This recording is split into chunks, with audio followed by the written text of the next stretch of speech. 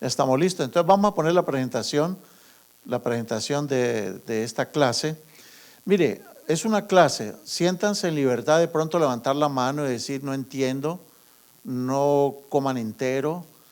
Me gustaría que ustedes escuchan algo y algo que como que no les está sonando, pregunten, no se queden callados. Levanten la mano, participen. Se trata de que todos podamos estudiar. A partir de mañana podemos decirles, saquen una hojita y contesten unas 2 preguntas. Si contestan las 2 preguntas, entonces pasamos la clase de cada día. Si no contesta la pregunta, hay que repetir la clase en otro horario. Quién sabe en qué horario será, pero va a estar muy difícil, ¿no? Entonces vamos a comenzar. Si me colocas también esta proyectora de acá, vamos a la introducción del libro de Daniel. Y lo primero que vamos a estudiar en esta noche, en esta introducción, es que vamos a ver por qué es tan importante este libro. Hay muchos libros en la Biblia, hay muchos profetas como Ezequiel, Jeremías, incluso uno mira, Isaías tiene 66 capítulos, en cambio Daniel solo 12. ¿Por qué es tan importante ese libro? ¿Cuál es la importancia de dicho libro? Vamos a ver por qué es tan importante ese libro. El Señor Jesucristo hace casi 2000 años atrás estaba en lo alto del Monte de los Olivos y Él estaba contemplando la ciudad de Jerusalén. Con Él estaban los discípulos. Y Jesús le dijo, ¿están viendo lo que están viendo? Le dijo, no va a quedar piedra sobre piedra que no sea destruida. Él previó, Jesucristo previó la destrucción de Jerusalén. Ahora escuchen las palabras de Jesús. Dice Mateo 24:2. ¿Veis todo esto? De cierto os digo, de que no quedará piedra sobre piedra que no sea ¿qué? Derribada. Eso fue lo que Jesús le dijo a sus discípulos. Jerusalén iba a ser completamente destruido. Mateo 24, el versículo 2. Todos los discípulos asustados le preguntaron en Mateo 24:3, Señor, ¿cuándo sucederán estas cosas? ¿Qué señales hay de tu venida y del fin del mundo? Notan la importancia de la pregunta. Le están pidiendo a Jesús, le están diciendo, ¿qué señales hay de tu venida y del fin del mundo? Todos nosotros los cristianos pues creemos que el Señor viene otra vez, ¿o no? Los católicos también creen que Jesucristo viene por segunda vez, eso lo dice el credo de la Iglesia Católica. También el Padre Nuestro lo dice, venga a nosotros tu reino. Los musulmanes creen que Jesús viene, ellos creen que Jesús es un profeta, que Él viene por segunda vez. De modo que los discípulos le preguntan, ¿cuándo sucederán estas cosas y qué señal habrá de tu venida? Y noten ustedes cómo Jesús, el mismo Señor Jesús, citó a un profeta. ¿A qué profeta citó Él? Por tanto, cuando veáis en el lugar santo la abominación desoladora de la que habló el profeta Daniel. Oiga, para que el mismo Señor Jesús cite al profeta Daniel, es porque es muy ¿qué? Es muy importante ese libro. Él cita al profeta Daniel. A otro profeta que cita a Jesús es el profeta Isaías. Pero cuando citó a Isaías fue para decirles hipócritas. Bien escribió de vosotros el profeta Isaías cuando dijo, este pueblo de puros labios me honran. Pero para hablar de eventos finales de escatología, el Señor Jesucristo cita al profeta Daniel. Entonces déjenme decirles, el solo hecho de que Jesús haya citado al profeta Daniel, a mí me motiva a estudiar el libro de Daniel. Eso ya es una motivación, ¿no les parece? Eso debería ser una buena motivación. Y entonces Él le hace varias recomendaciones a los discípulos. Dice en Mateo 24, versículos 17 y 18, el que esté en la azotea no descienda para tomar algo de su casa. Y el que esté en el campo no vuelva atrás para tomarla. Pastor, vengan para adelante, vengan. Ustedes son mis amigos los quiero más cerca. Por eso es que a todos les he dicho que se sienten de la quinta banca hacia adelante. Porque los que se sientan de la quinta para atrás van a pagar. Les presento, él es el pastor Sergio Ibarra de la 700 AM de Radio Innovación, y la hermana Mireya es la de la 990. De las dos. Gerente de las dos y fuera de eso del esposo también. Ella le maneja la cartera y todo. Al pastor Ibarra, bienvenido, pastor, y bienvenida, hermana. Pues bien, Entonces, estamos hablando hasta este momento de la importancia del libro de Daniel. Porque el mismo Señor Jesucristo dijo de que consultáramos al libro de Daniel. Sí, regresémonos una lámina nada más. Cuando Él les dice, cuando ustedes vean la abominación desoladora de la que habló el profeta Daniel, el que lea, entienda. El que lea, entienda. Entonces, ¿notan el llamado que está haciendo? Lean. Lean ¿cuál libro? Lean el libro de Daniel, léanlo. Y otra cosa más importante, y entiéndalo. No solo leer, sino necesitamos ¿qué? Entender. Pues bien, entonces Él le dice a los discípulos, mire, el que esté en la azotea, no descienda para tomar algo de la casa, no lo haga. El que esté en el campo, no vuelva atrás para tomar su capa, no lo haga. Estamos leyendo la cita de Jesús. Mateo 24:19. Ay de las que estén encintas en aquellos días, ay de las que críen en aquellos días. Y le dice una recomendación muy especial a los discípulos: orad para que vuestra huida no sea ni en invierno ni en día de reposo. Que no tengan que huir en esas fechas. ¿Por qué? Primero que todo, porque en invierno es muy difícil, con la nieve más arriba de la rodilla, ¿quién puede huir? ¿Y por qué no en día de reposo? Porque los cristianos en su origen eran judíos todos, pertenecían al pueblo judío, y como cristianos judíos ellos observaban el sábado, y los judíos no se movían nadie en sábado, ellos no hacían nada en sábado, ellos descansaban ese día. Los cristianos de la iglesia primitiva siguieron estas instrucciones ¿por cuántos años? Por 30 años, porque cuando Cristo les dijo eso, por casi 40 años, Cristo les dijo eso en el año 34, más o menos, año 31, corrijo. Y la destrucción de Jerusalén ocurre en el año 70. Entonces estamos hablando de casi 40 años. Por 40 años los discípulos estuvieron orando para que no les tocara huir ni en invierno ni en día de reposo. Y efectivamente las cosas se dieron. Porque cuando Tito Vespasiano, el general romano, sitió a Jerusalén, el sitio duró más de 2 años. Hay un libro que yo les recomiendo que se llama Tronos de Sangre, escrito por el historiador judío Flavio Josefo. Este señor vivió en los tiempos de Jesús y se conservan los libros de él, y lo más interesante. Ustedes por Amazon tal vez pueden conseguir el libro, que es un libro muy antiguo, y lo sacan en versiones modernas. Se llama Tronos de Sangre, Tronos de Sangre, de Flavio Josefo, así se llama el autor. Voy a anotarlo aquí. El autor se llama Flavio Josefo.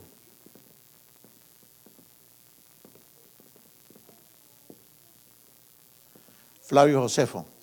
Y el libro se llama en inglés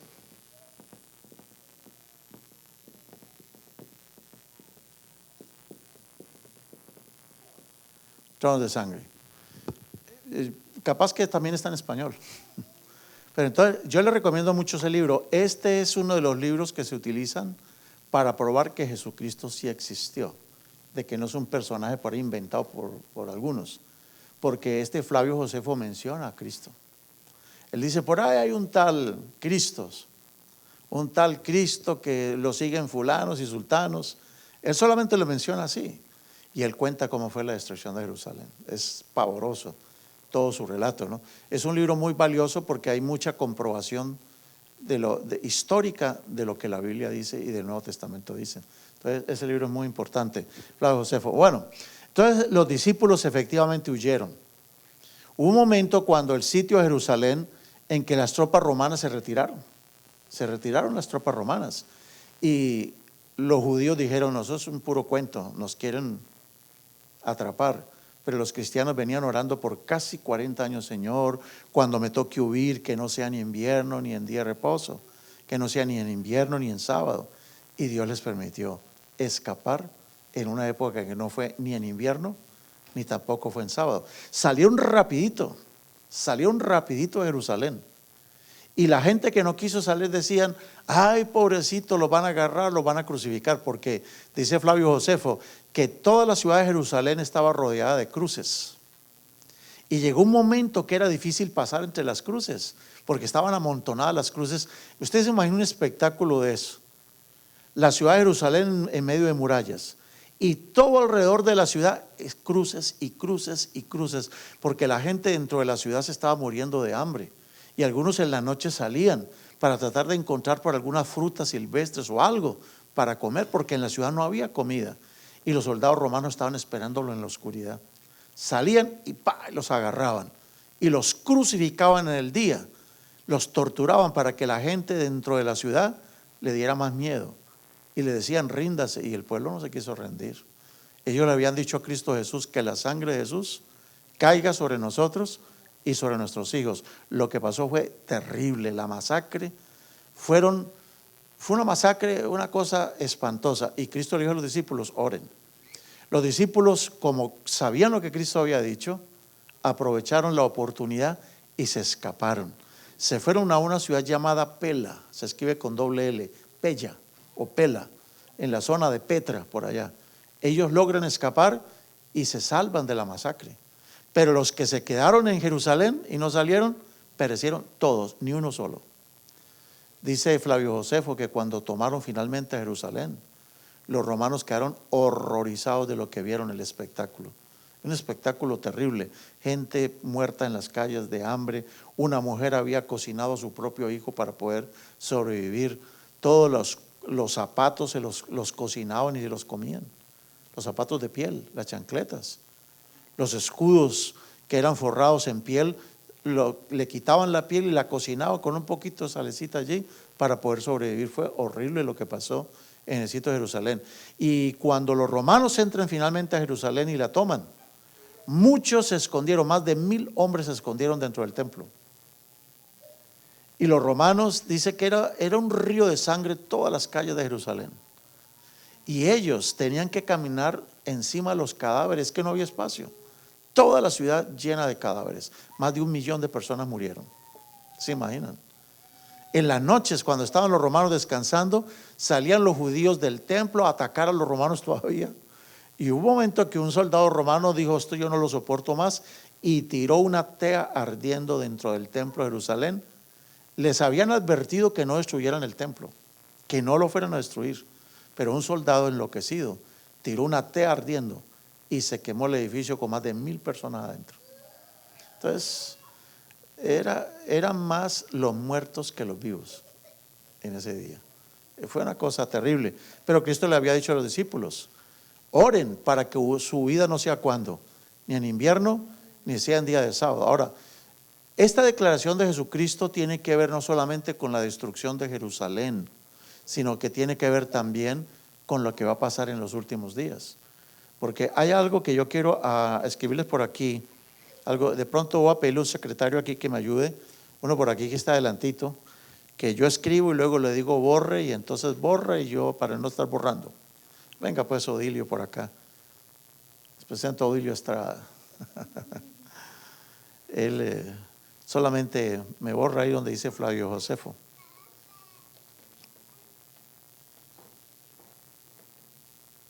Y los tronos de sangre también. Hay algo, hermanos, que yo quiero colocarlas aquí que se llama filosofía de la historia. Se llama filosofía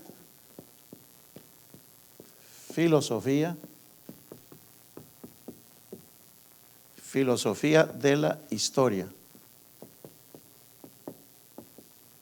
¿Qué es eso de filosofía de la historia? Esa es una escuela de interpretación profética. La gente, los intérpretes de la Biblia, dice que las profecías se pueden interpretar de 3 maneras.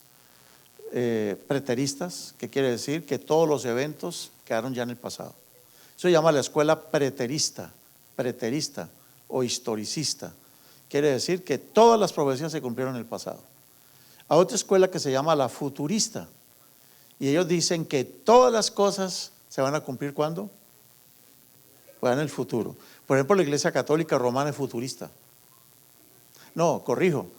La Iglesia Católica Romana es preterista.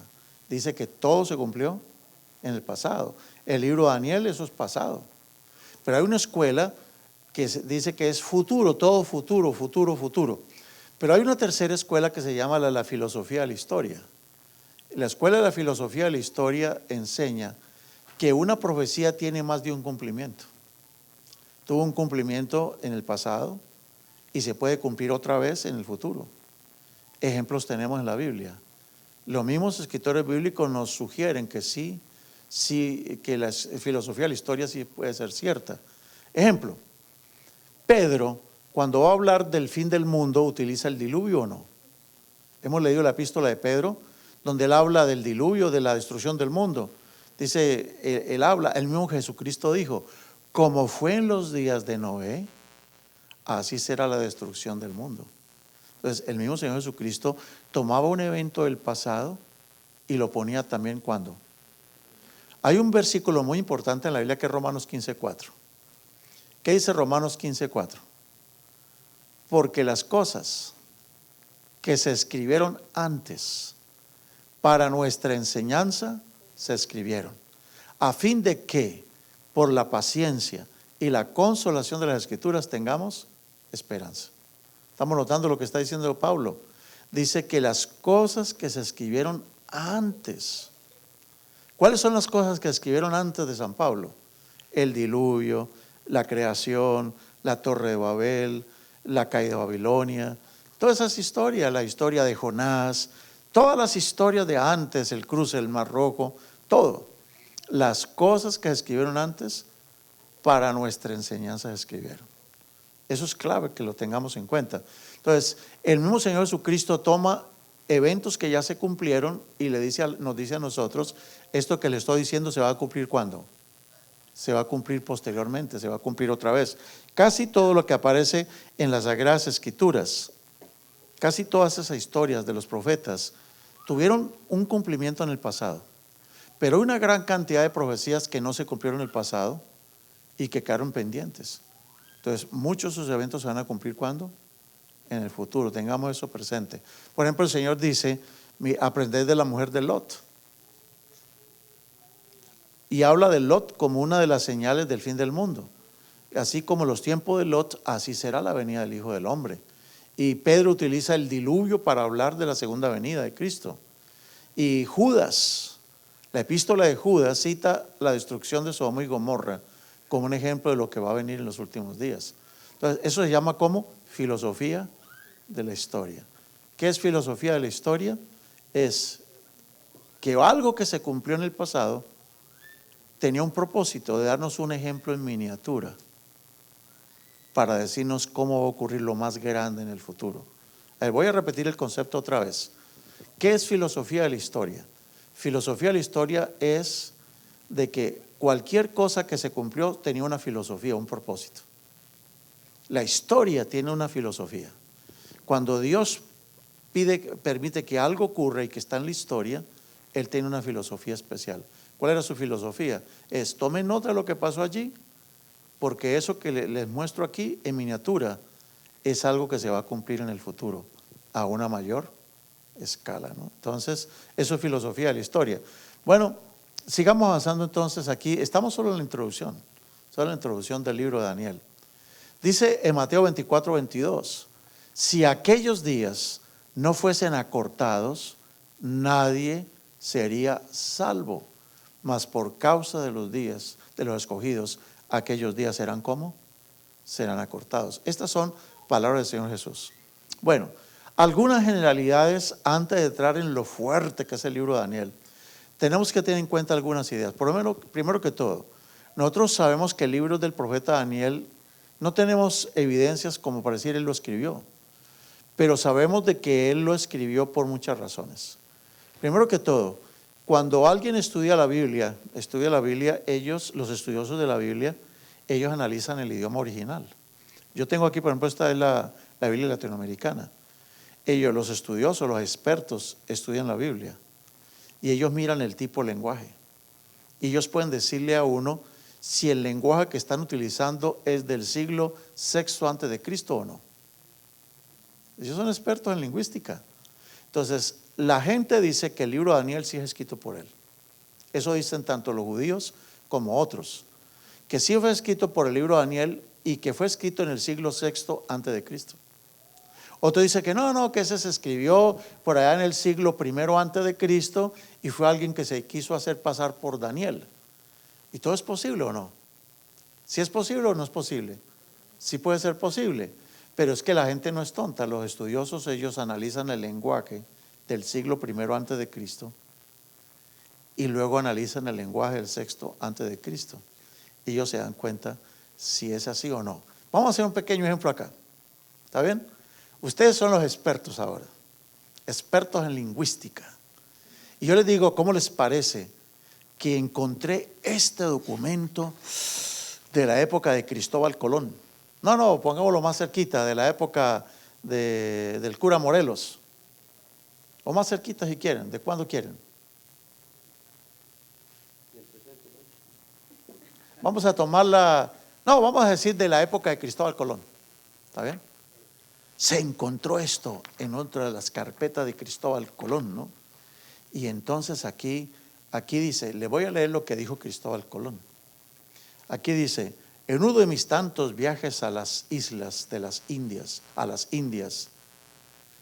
me encontré a una persona y me llamó la atención que tenía algo entre sus piernas, ahí sobre sus piernas. Y le pregunté que qué era y me dijo, es una laptop.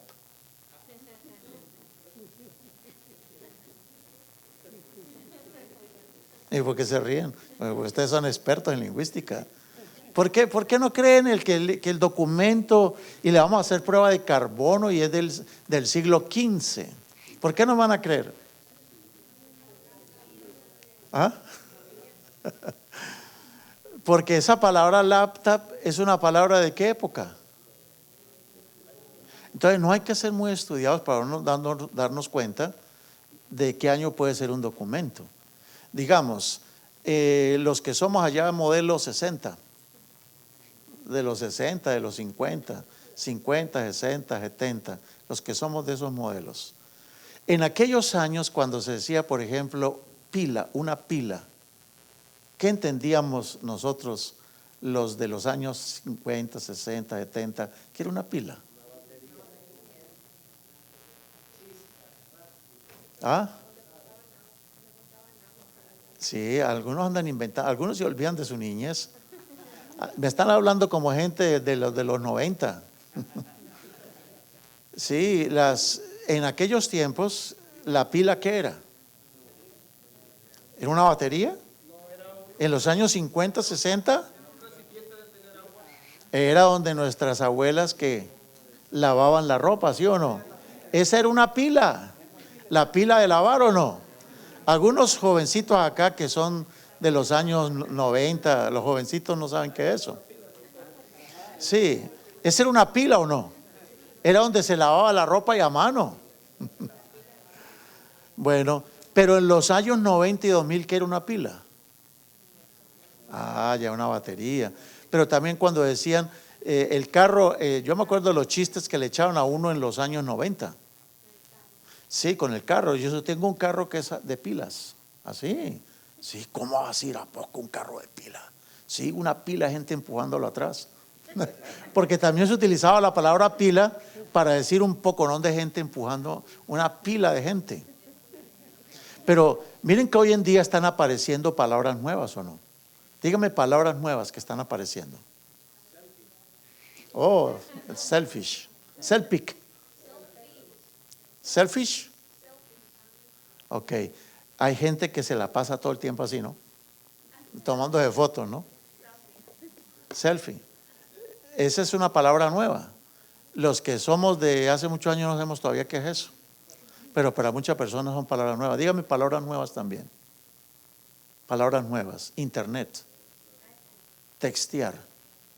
¿Cuándo nosotros en los años 90 entendíamos que textear era mandar mensajes por texto? ¿Qué era textear para nosotros en aquellos años? Esa palabra ni existía, ¿no? No existía. Y así han aparecido muchas palabras. Ahora ya hablan de WhatsApp. No demoran en decir WhatsAppear. Sí, porque vuelven las palabras español, ¿no? WhatsAppear. ¿Y si te WhatsAppeaste con fulano? Sí, no, ese WhatsApp, ese no me WhatsAppeó. Entonces, los idiomas tienen palabras características de cada época. De cada época. De modo que cuando tomamos el libro de Daniel, el lenguaje que utiliza, primero que todo, la primera parte del libro es en hebreo. y la segunda parte del libro es en arameo. Y uno se pregunta, ¿y cómo? En hebreo y en arameo. Por eso algunos andan con la cabeza grande pensando, es que no puede ser el mismo autor. ¿Cómo un autor comienza a escribir en hebreo y luego sigue el tema en arameo? ¿Se puede o no se puede? Sí, uno puede empezar así, sobre todo empezamos a hablar en inglés y luego terminamos en español. ¿Se puede comenzar en un idioma y terminar en otro? Y nosotros sabemos que Daniel vivió en un tiempo del imperio babilónico y luego llegó otro imperio. Y ese otro imperio hablaba arameo. Entonces, sí se puede, hermano, sí se puede, sí se puede. Entonces, el autor es el propio profeta Daniel. Y una de las pruebas que nosotros tenemos es que el mismo Jesucristo da testimonio. Porque Jesús dice en Mateo 24:15 que si alguno lea lo que dijo el profeta Daniel sobre lo que acá estamos leyendo hace unos instantes. Entonces, Cristo da testimonio de que es el autor. Pero también hay otro testimonio, otra prueba, y es que Daniel habla en primera persona. Dice, yo estaba tal día y yo tal cosa.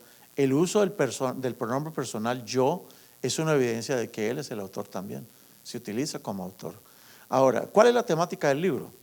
El libro de Daniel tiene entremezclado dos tipos de temática, la histórica y la profética. Histórica y profética. Por ejemplo, los capítulos históricos son el capítulo 1, el capítulo 3 y el capítulo 6. ¿Sí? Y los libros, y el capítulo 4 también. Y los libros que son proféticos son, los capítulos proféticos son el capítulo 2 y del capítulo 7 hasta el capítulo 12. Todo eso es ¿qué? Profético. Profético. Eventos que se cumplieron después de él y llegaron hasta el final. Ahora, otra cosa que ayuda mucho a encontrar la autenticidad del libro de Daniel fue un hallazgo que hicieron en las cuevas de Qumran, cerca al Mar Muerto. Esas cuevas de Qumran encontraron unas vasijas de barro. Y un pastorcito, un beduino, que cuidaba a sus rebaños de cabritas y todo eso, se le perdió una cabrita y él se puso a buscarla y se metió en una de esas tantas cuevas. Y tirando piedritas por allá, sonó algo así como que quebró algo. ¿Qué podrá ser? Y el muchacho se metió y encontró unas cuevas y unos rollos por dentro y se lo llevaron por allá al Dollar Tree de por allá y las vendieron por cualquier precio. Alguien las compró, pero un día alguien estudioso empezó a revisar los documentos y qué sorpresa tan impresionante se llevó. Eran fragmentos de libros de la Biblia. Hasta 1945 la gente dudaba de la Biblia todavía. Pero después de los hallazgos de la cueva de Qumran, la cosa cambió. Porque la gente decía, ay, la Biblia, eso fue inventado por los curas, eso no es cierto y tal, ¿qué va a ser Daniel el que escribió eso? Pero no fue así. Encontraron rollos, pergaminos, estaban un poco destruidos, pero lograron juntar los fragmentos. Hay gente que dedica toda su vida a esto. Y gracias a Dios por los arqueólogos. Porque estos arqueólogos tomaron los rollos de Qumran, así se llaman, los rollos de Qumran, y descubrieron que fueron escritos por escribas muy antiguos. Y para la sorpresa de ellos eran fragmentos del libro de Daniel, por ejemplo. Y cuando ellos comparan, por ejemplo, esos fragmentos, los compara con lo que escribieron los masoretas. ¿Qué es eso de los masoretas? No es alguien que trabaja con masa ni nada de eso, no. Los masoretas eran escribas, eran personas que escribían la Biblia a mano. Y ellos, cuando tomaban un texto, hacían anotaciones por los laditos. Ustedes están dando cuenta, lo que ustedes están viendo allí es un texto masorético. Si ustedes se dan cuenta, hay unas cosas subrayadas en rojo y miren que en medio de los escritos hay unas letricas también por el centro en hebreo. Y arribita hay anotaciones. Esas anotaciones son de los escribas, de los que llamaban los masoréticos, los masoretas. Eran expertos en Biblia, en lingüística. Ellos cuando tomaban un texto iban haciendo anotaciones por los laditos y todo. Cuando comparan los rollos del Mar Muerto con los escritos más antiguos que tenían del libro de Daniel, se dieron cuenta que coincidían. Entonces, eso revolucionó el mundo porque se pudo comprobar de que la versión hebraica de la Biblia, usada oficialmente por los judíos, coincidía con lo que los masoretas del siglo I y X habían escrito, y coincidía con lo que aparecen allí en los rollos de esos del Mar Muerto. Esto lo voy a adelantar un poquito, solamente aquí está, mire. En la primera cueva encontraron 3 fragmentos de los capítulos 1, 2 y 3 de Daniel.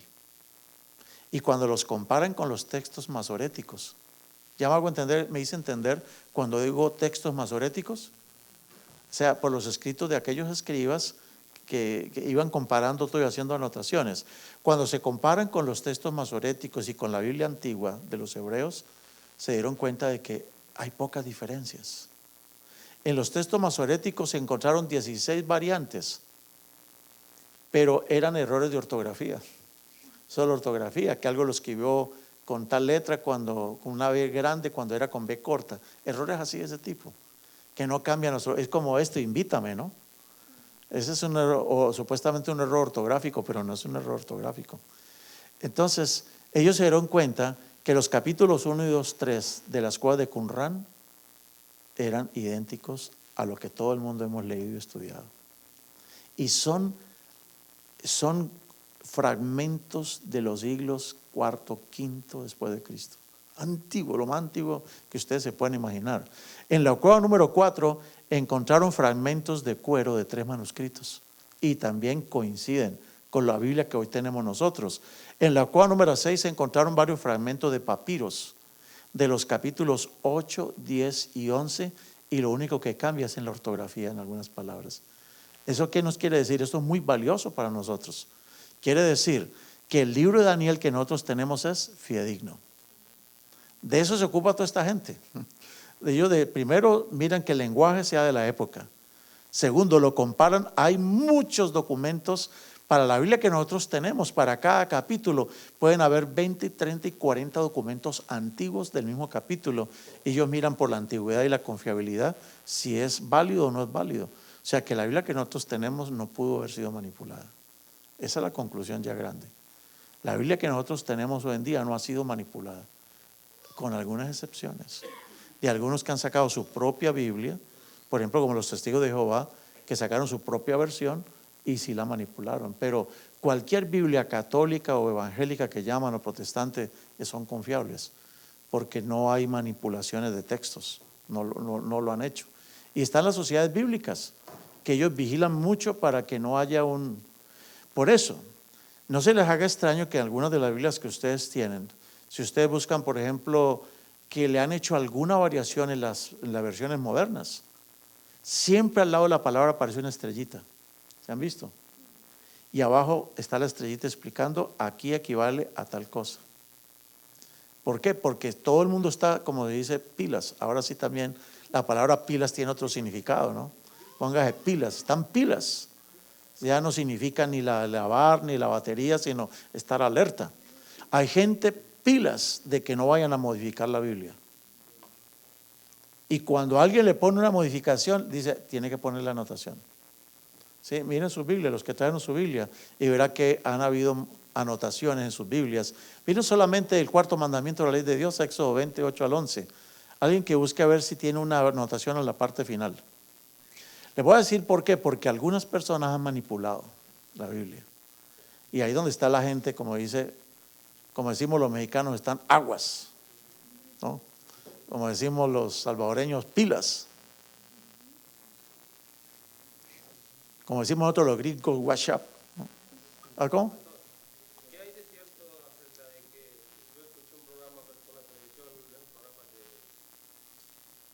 como Tommy Sharon, Ok. que hay otros libros que nunca son escritos en la Biblia? Oh, sí es cierto.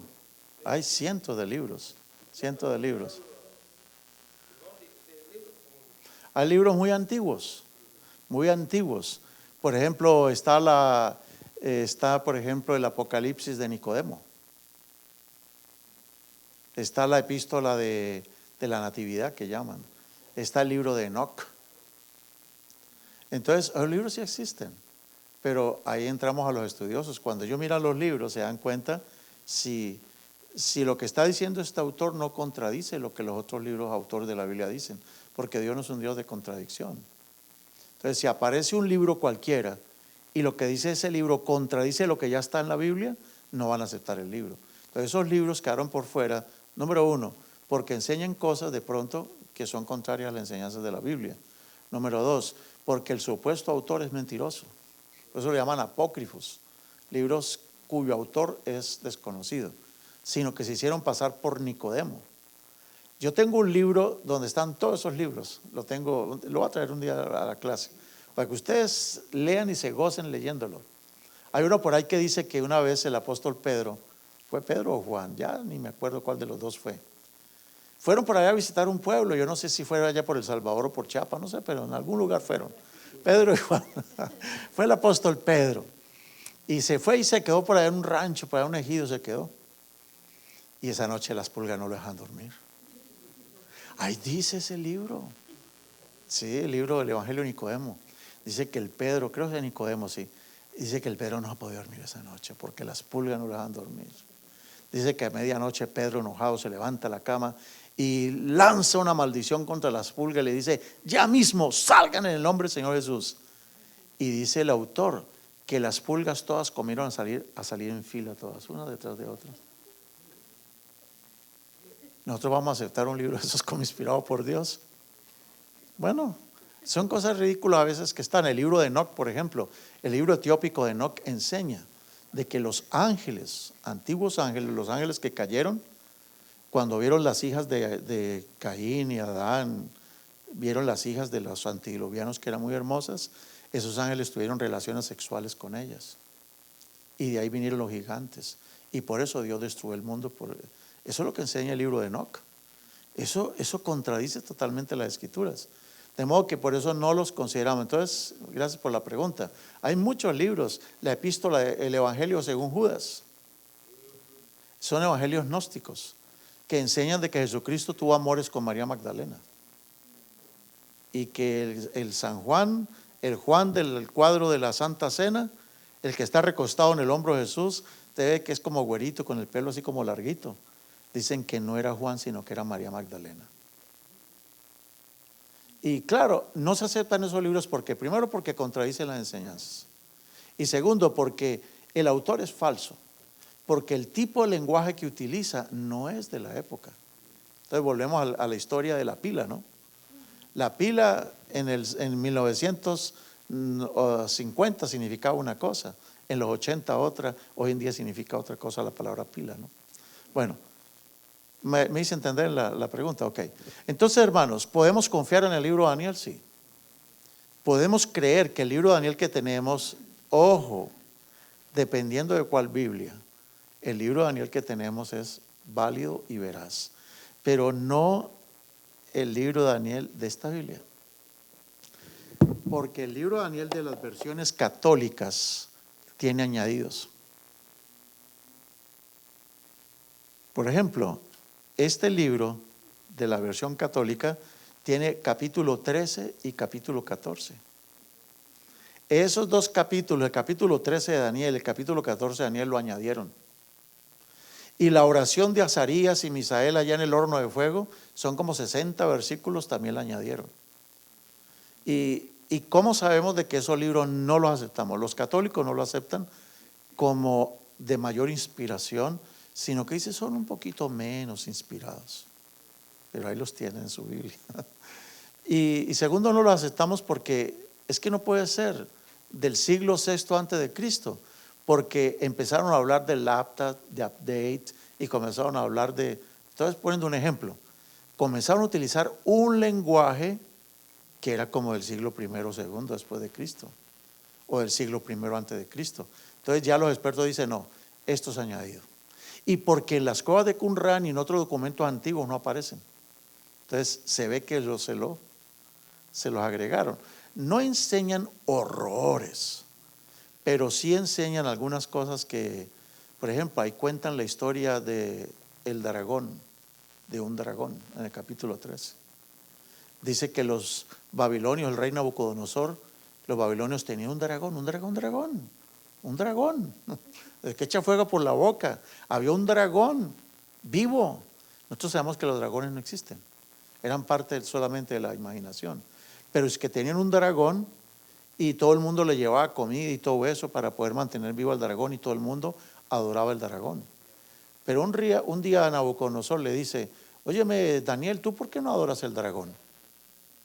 No, ¿por qué va a adorar el dragón? ¿No ves que es un animal? Mi Dios no es un animal. Dice, no, pero tienes que adorarlo. Entonces los enemigos de Daniel dijeron, no, ese Daniel es un apóstata, es un hereje, hay que matarlo. Y dice, no, ¿sabe qué? Mire, yo les puedo matar el dragón sin necesidad de utilizar una espada ni nada. Permítame hacerlo. Y le dicen, ok, está bien, hágalo. Y le voy a demostrar que su Dios no existe. Entonces cuenta la historia que se consiguió unos pelos por allí, los amasó con no que dice cuándo y se los dio a comer al dragón. Y cuando el dragón se los comió, se explotó en 1000 pedazos. ¿Cómo vamos a aceptar nosotros eso como inspirado por Dios? Entonces, pero el resto de Daniel, tal como lo tenemos con 12 capítulos, es confiable. Es confiable de acuerdo a todos los expertos. Ahora, ¿cuándo se escribe el libro de Daniel? El libro de Daniel se escribe en la época del cautiverio babilónico. El cautiverio babilónico comenzó en el año 605 y Daniel fue llevado a ese cautiverio. El libro de Daniel se escribe en la época, por ejemplo, en que el rey Joacim es llevado preso junto con Daniel a Babilonia. Se escribe por la época del rey Joaquín, por esa época, cuando este rey fue 3 meses nada más rey de Israel. Se escribe en la época del rey Sedequías, cuando le sacaron los ojos a Ezequías, y de eso habla el segundo libro de Reyes, capítulo 25, el versículo 7. Ese es el marco histórico. Daniel se escribe por la época del cautiverio babilónico, cuando Jerusalén es destruida. Y saben que una de las cosas tremendas de los rollos del Mar Muerto y de otros descubrimientos arqueológicos que se han hecho es que el nombre de Daniel, que decían se lo inventaron, han encontrado documentos o han encontrado asuntos en la arqueología donde aparece el nombre de él escrito en las cortes de Babilonia. Entonces, todo eso ha ayudado para que hoy en día se tenga credibilidad en este libro maravilloso. Sabemos nosotros que el libro se escribe en la época en que Daniel fue funcionario del rey Nabucodonosor. Se cree más o menos hasta el año 570 a.C. Y en lo que han encontrado tabletas escritas en piedra en estilo cuneiforme, ese tipo de letra que ellos utilizaban, ahí aparece en el almanaque de la corte del estado, aparece el nombre de Daniel como funcionario. Entonces todo eso comprueba que sí es cierto. Él vivió en la época de la caída de Babilonia en el año 539 a.C. y también vivió en la época en que fue nombrado presidente del nuevo imperio que se formó. Bueno, en el capítulo 9, el 1 al 19, en fin, están las razones del cautiverio. Ahora, hermanos, ¿por qué es tan importante estudiar el libro de Daniel? Porque cuando nosotros estudiamos el libro de Daniel podemos tener bases para entender Apocalipsis. Por ejemplo, si yo quiero saber quién es este Miguel, el príncipe de los ejércitos celestiales, el Hijo del Hombre, vamos a encontrar en el libro de Daniel de que él tiene un oponente. Estamos hablando de los personajes principales del libro de Daniel. Hay 2 personajes protagónicos en el libro de Daniel. Uno se llama Miguel y el otro se llama el Cuerno Pequeño. Esos son los 2 principales personajes del libro de Daniel. Este Miguel se conoce también como el príncipe de los ejércitos celestiales y se le conoce también en Daniel 7 como el Hijo del Hombre. ¿Y quién es el Cuerno Pequeño? El Cuerno Pequeño es el mismo rey del norte. Entonces, esto lo vamos a ir estudiando a medida que avancen los días. Esos son los 2 personajes centrales. ¿Cuál es el tema central del libro de Daniel? ¿Cuál es su tema central? Es la lucha entre Dios y el enemigo, o los ataques del enemigo a 2 cosas particularmente: al santuario celestial y al pueblo de los santos. Esa es la temática del libro de Daniel. Pero también habla del triunfo final del príncipe de los ejércitos celestiales. Él triunfará al final y va a establecer el reino del Hijo del Hombre y el reino de los santos en la tierra. Y ese reino todavía no ha comenzado. Por eso este libro llega hasta más allá de lo que nosotros nos estamos imaginando. Bueno, vamos a otro punto. Y esto es algo espectacular que tiene el libro de Daniel. Si entendemos esto, vamos a entender a Daniel muy facilito. El libro de Daniel tiene un estilo literario parecido al libro de Apocalipsis. ¿Y cómo se llama eso? Se llama la recapitulación. Aquí quiero que estén bien pilas. No se me vaya a dormir ninguno. Porque si se pierde esta parte, no va a entender el resto de las clases. Asegúrese que el que está al lado está despierto. Ahí póngale el codo o algo suavecito por ahí en la costilla número 3, ahí, póngaselo, pero que se despierte, porque llegó la parte clave aquí del tema. Mire, el libro de Daniel tiene un estilo que se llama recapitulación, o dicho de otra manera, paralelismo sinónimo.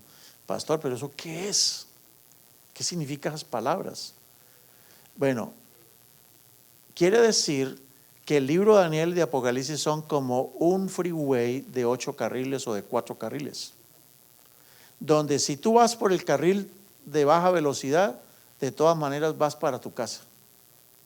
Si vas por el segundo carril, que es un poco más rápido, de todas maneras vas para tu casa, a menos que vaya en contravía, ¿no?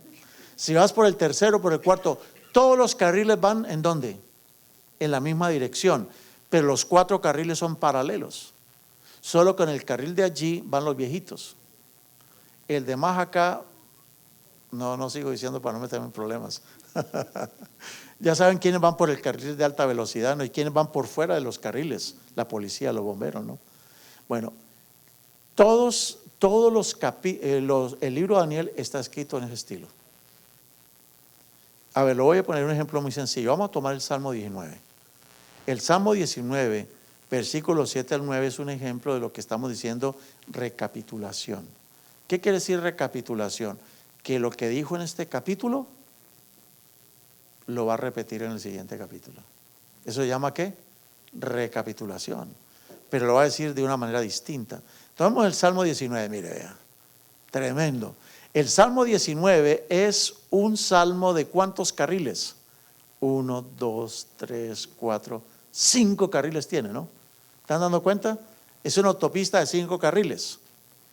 En el primer carril, miren los carritos que van. Un carrito blanco, el carrito verde y el carrito de color rosadito. Ese es el versículo 7. Dice, la ley de Jehová, carrito blanco, es como perfecta, el carrito amarillo, que convierte el alma, el carrito rosadito. ¿Entendemos? ¿Me hago entender? ¿Está claro? Ahora miren ustedes cómo lo que acaba de decir lo va a decir otra vez. Eso se llama recapitular en teología, en estudio de la Biblia. Recapitular es I mean, como decimos, ¿no? I mean. Vuelvo a decir la cosa de otra manera para que hacerme entender más. Entonces miren cómo lo vuelve a decir. Lo que acaba de decir lo va a decir otra vez, pero ahora en el segundo carril. ¿Cómo lo dijo? El testimonio de Jehová, carrito amarillo, es fiel. Y el carrito rosado hace sabio al sencillo. ¿Sí? Estamos, verde, sí. Sí, tengo un problema ya, es que allá, aquella pantalla lo veo otro color. Si ven aquella pantalla, ¿qué color es? Es amarillo. Pero ¿qué estamos dándonos cuenta? De que en el...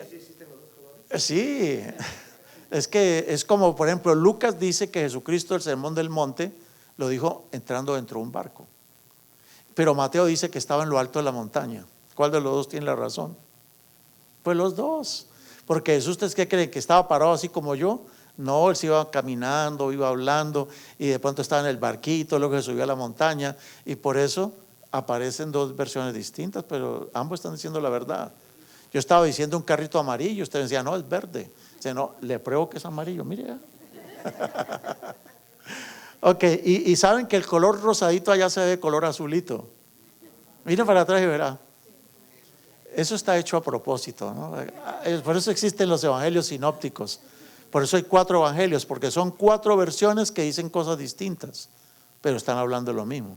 Y las 4 son válidas. Pero no, este era un agregado que le hice. Entonces, ¿qué estamos diciendo en la recapitulación? Estamos diciendo, decir la ley de Jehová es lo mismo que decir ¿qué? El testimonio de Jehová. Cuando tú leas en la Biblia el testimonio de Jehová, sepas que está hablando la ley. ¿Sí?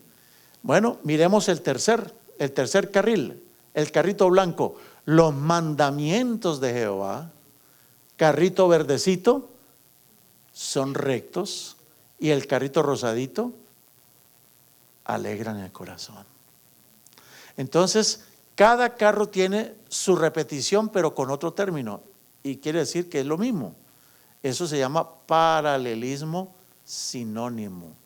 paralelismo, van paralelos. Y sinónimos quiere decir con el mismo significado. Entonces decir es perfecto es lo mismo que decir que es fiel. Y es lo mismo que decir que rectos. Decir que convierte al alma es lo mismo que decir que hace sabio al sencillo. O es lo mismo que decir alegra el corazón. Miren ustedes el cuarto carril, ¿cómo lo llama? El precepto de Jehová. El carrito verdecito es puro y el carrito rosadito alumbra los ojos. Y veamos el quinto carril. Miren, ese versículo es una autopista de 5 carriles. Como dice, el temor de Jehová. ¡Wow! Entonces estamos viendo cómo una misma expresión se puede decir de 5 maneras distintas, pero en la Biblia, en los escritores bíblicos, no por fuera de la Biblia, pero ese es el estilo de los escritores bíblicos. ¿Y qué dice el temor de Jehová? ¿Qué es como? El limpio. ¿Y qué dice luego? Que permanece para siempre. Entonces yo puedo tomar y decir, por ejemplo, la ley de Jehová. A ver, usted me va a decir si es válido teológicamente hablando hacer lo que voy a hacer ahorita. Voy a leerlo de una manera distinta. La ley de Jehová es pura y permanece para siempre. ¿Es correcto decirlo? ¿Por qué? Porque es un paralelismo, ¿qué? Sinónimo. Ahora lo voy a decir de otra manera. El temor de Jehová es fiel, que convierte el alma. ¿Se puede decir así? Sí, porque es un paralelismo sinónimo. O sea, lo que está en la primera columna es lo mismo. Decir la ley de Jehová es lo mismo que decir el testimonio de Jehová, es lo mismo que decir el mandamiento de Jehová, es lo mismo que decir el precepto de Jehová, es lo mismo que decir el temor de Jehová. ¿Quedó claro? Eso es precioso, eso está ahí en la Biblia, sino que a veces nosotros leemos así por encima y ni nos damos cuenta, pero eso está ahí. ¿Y cómo les parece a ustedes que el libro de Daniel y Apocalipsis es eso? Es eso que están viendo ustedes. Ustedes pueden ver en el libro de Daniel una autopista de 5 carriles, hermanos. Y Apocalipsis tiene como 7 carriles. ¿Quieren verlo? Vamos a verlo ahorita. Ay, mire que me faltó uno. Oh, me faltó uno, mira. Los juicios de Jehová, ¿qué? Son verdad. Y luego dice, todos justos. Uf, ¿cuántos carriles? 6, una autopista de 6 carriles. Entonces, decir son verdad es lo mismo que decir ¿qué?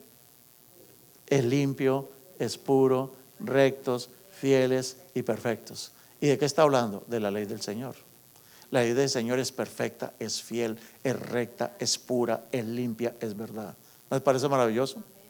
Una persona que obedece la ley de Jehová es una persona que tiene su alma como convertida. Llega a ser sabio el que obedece los mandamientos que Dios dice. Llega a ser sabio. ¿Tiene alegría en su corazón? Hermano, yo me puedo morir esta noche. Si yo sé que en mi conciencia estoy obedeciendo los mandamientos de Dios, vivo alegre. Si me quitan la vida, no hay problema. ¿Cómo va a seguir? Bueno, alumbra, hermanos, cuando una persona observa los mandamientos de Dios, sus ojos se alumbran. Alumbra sus ojos. Y permanece la persona para siempre, puede permanecer. Mientras obedezca las cosas de Dios, puede vivir para siempre. Y esa persona es justa, puede ser justa. Vean qué maravillosa la Biblia, ¿no les parece? Es lindo, hermanos. Pues miren ustedes Daniel. Ay, aquí, hermanos, vamos a una delicia, hermanos. Este Daniel es el libro de los que más me apasiona a mí. Daniel 2 nos habla de la estatua. Él tuvo el sueño de la estatua. A ver, ¿todos tienen su plumita que les dieron? A ver, saquen la plumita. Ahí está. Esa estatua que ustedes tienen allí, esta estatua, les voy a decir algo y se lo voy a repetir el lunes. Esta es la profecía más importante de toda la Biblia. Es la columna vertebral de todas las profecías de la Biblia, incluyendo Apocalipsis. Todas las profecías se basan en Daniel 2. Entonces no se pierdan la clase del lunes. Si no tienen plan de venir el lunes, mejor no hubieran venido hoy. Bueno, ya pueden cerrarlo, se pueden cerrarlo. A ver, ya se me dañó el mío. Bueno, entonces, miren ustedes, Daniel 2 es lo mismo que decir Daniel 7. Si entendemos Daniel 2, Daniel 7 es la misma cosa, pero va en el segundo carril, es lo mismo. O sea, hay que entender muy bien que Daniel 2. Si entendemos bien Daniel 2, mire, lo demás es como decían los espías, es pan comido. ¿Recuerda los espías que mandaron a recorrer la tierra de Canaán? Cuando ellos regresaron dijeron, no, eso es pan comido. Es fácil. Bueno, y miren ustedes que el tercer carril se llama Daniel 8. Y el cuarto carril se llama Daniel capítulo 11. O sea, la estatua corresponde a las bestias de Daniel 7.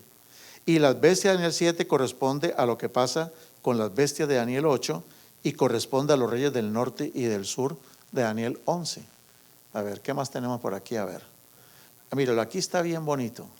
Aquí está. Lo van a ver ustedes espectacular. Y usted lo tiene ahí en su hojita. ¿Tiene su hojita? Les dimos, la última hoja que les dimos el resumen de la clase. Todo lo que yo les dije está resumido en esta hojita. Entonces, aprovechen la hojita para empezar a poner, de llenar las hojitas. Entonces, miremos, Daniel 2 habla de una estatua que tiene 7 partes. Esto lo voy a decir rapidito, pero tranquilos. Yo después, cuando entremos a Daniel 2, vamos a hacerlo con más calma. Entonces, Daniel 2, ¿iba a decir algo, pastor Ibarra? Ok. Daniel 2 nos habla de 7 etapas. Una cabeza de oro. Número 2, pecho de plata. Número 3, vientre de bronce. Número 4, piernas de hierro. Número 5, pies de barro y de hierro. Número 6, la roca que los golpea. Y número 7, un gran monte que llena la tierra. Eso está en la última hojita, ahí está. Ahora miren ustedes Daniel 7. Lo que corresponde al oro es el león. Es la misma cosa. Pero es el carril, es el segundo carril. El segundo carril de la autopista. Es el carrito que corresponde al carrito de oro, ¿no? Después de león, lo que sale es ¿qué? Un oso. El oso es lo mismo que el pecho de plata. Luego tenemos el leopardo. No Leopoldo, leopardo. Es que lo escribí abreviado porque no me cabía. El leopardo. Eso corresponde al bronce. El cuarto animal es una bestia espantosa y horrible. Eso es lo mismo que decir las piernas de hierro. Después tenemos el cuerno pequeño. Se habla un tal cuerno. Es lo mismo que los pies de hierro y barro. Y después del cuerno pequeño se habla de un juicio. Que Dios hace un juicio. Eso es lo mismo que la roca. Y luego pues ahí no se menciona el monte porque ahí termina la profecía. Pero sabemos que lo que sigue es el monte. Entonces ahora entramos, sigue el reino de Dios. Está bien. Daniel 8. Daniel 8 no se menciona la primera bestia. Porque cuando se escribe Daniel 8 prácticamente el primer reino ha desaparecido. Entonces no lo tenemos en Daniel 8. Pero ahora sí aparece el macho cabrío. El macho cabrío es el mismo oso. Es la misma plata. Después del macho cabrío tenemos el carnero. El carnero es el mismo leopardo, es el mismo bronce. Después tenemos los 4 cuernos que corresponden a la bestia y al hierro.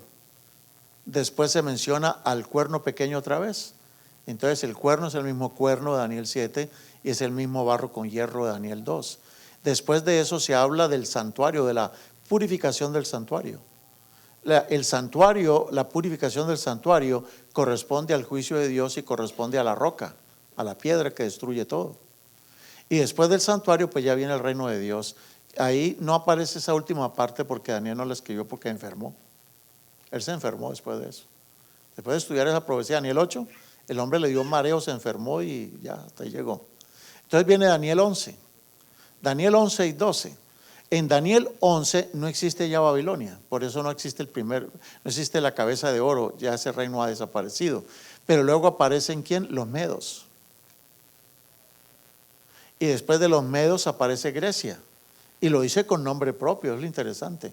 Grecia. Entonces estamos viendo que los medos y persas corresponden ¿a quién? Al macho cabrío, al oso y a la plata. ¿Estamos viendo? Y estamos viendo que Grecia corresponde a ¿qué? Al carnero, al leopardo y al bronce. Y después de Grecia siguen los reyes del norte y del sur, que corresponden a los 4 cuernos, a la bestia y al hierro. Y después de los reyes del norte y del sur se queda uno solo, un solo rey del norte, uno nuevo, un rey del norte que corresponde al cuerno pequeño. Y después del rey del norte, el que aparece es Miguel. Entonces, lo que Miguel va a hacer es lo mismo que la purificación del santuario, es lo mismo que el juicio final y es lo mismo que la destrucción de la roca, todos los metales. Se dan cuenta que con esos carriles de alta velocidad podemos fácilmente entender. Aquí ya entendimos todo el libro de Daniel, hermanos. Ya no necesitamos volver mañana. No, vamos a volver cada día para tomar cada cosita, explicarla así despacito, bien despacito.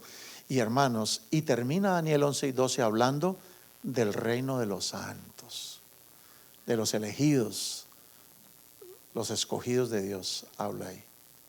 Eso es Daniel 11 y 12. Lo que les voy a dar es un extra, porque eso lo vamos a estudiar en el mes de febrero en la segunda clase. Ya les estoy diciendo cuándo va a ser la próxima clase. Va a ser el próximo trimestre, en febrero, pero si ustedes quieren lo podemos hacer en enero. Y vuelvo a repetir lo que dije al principio, no todo el tiempo las clases van a ser acá. Si alguno de ustedes saben que en su templo se puede dar la clase, yo voy a dar la clase tranquilamente al templo que sea. Y vamos todos a la misma clase. Entonces, pero tiene que ser que no nos cobren la renta, porque nosotros no estamos cobrando a nadie por estas clases. ¿O alguien le cobraron? No, nadie. Los de la quinta banca para atrás le van a cobrar a la salida. Pero hoy se la vamos a perdonar. Mañana, no, en serio, mañana sentémonos, ocupemos siempre las primeras bancas. Por favor, es un gran favor que les voy a pedir, porque yo de pronto escribo algo aquí, les queda más fácil, ¿no? Y también aquí más cerquita me doy cuenta quién se duerme y quién no. Bueno, vamos a ponernos de pie. Y entonces, Pastor Ibarra nos quiere despedir en oración. ¿Quiere hacer una oración, por favor? Amante Dios y buen Padre que mora en el cielo, en la tierra y en todo lugar, le damos gracias por esta bendición, por este privilegio que usted nos concede de poder aprender de su santa y su bendita palabra a través de este instrumento que usted ha escogido para instruirnos a través de estas profundidades proféticas en el nombre de Cristo Jesús. Que su gracia siga siendo sobre él y sobre cada uno de nosotros para atesorar en nuestros corazones lo más que podamos. En este momento vamos a hacer despidos de esta su casa, pero nunca de su presencia. Que la comunión maravillosa del Padre, del Hijo y del Espíritu Santo sea con cada uno de nosotros desde ahora y para siempre. Amén. Amén.